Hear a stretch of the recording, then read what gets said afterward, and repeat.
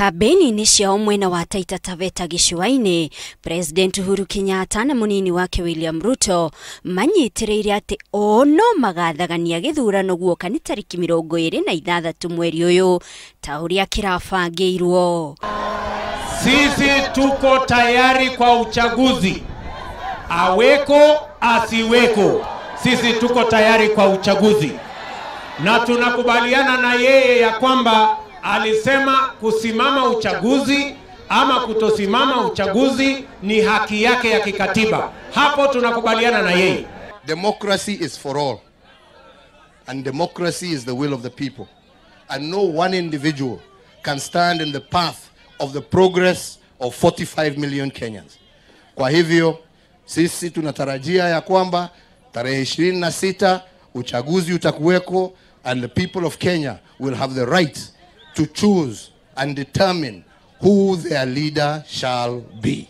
Uhuru na Ruto makiuga utongoria wa bũrũri ndũngĩnyitwo mĩgwate nĩ mũndũ ũmwe na atĩ nĩ kĩhoto kĩa Kenya gũthura mũtongoria wao ta ũrĩa igoti itũgĩru rĩatuire. We tell him also it is the people's right to participate in an election to choose their leader.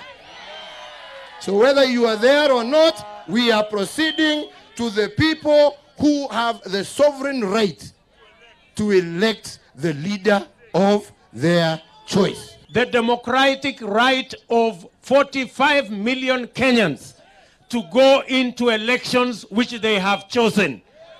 It cannot be determined by one person.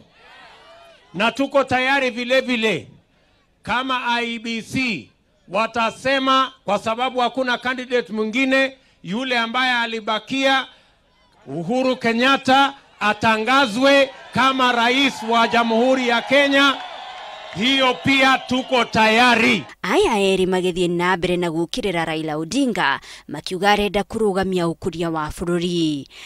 Baada ya kutupeleka zaidi ya shilingi bilioni 12 ambazo zinatumika ati tufanye uchaguzi, pesa ambazo tungejenga barabara nazo, pesa ambayo tungejenga wa hospitali ya wananchi, pesa ambayo tungefanya mzima hii naye sasa ndio inatumika kwa uchaguzi ambaye yeye aliitisha na sasa asema hataki.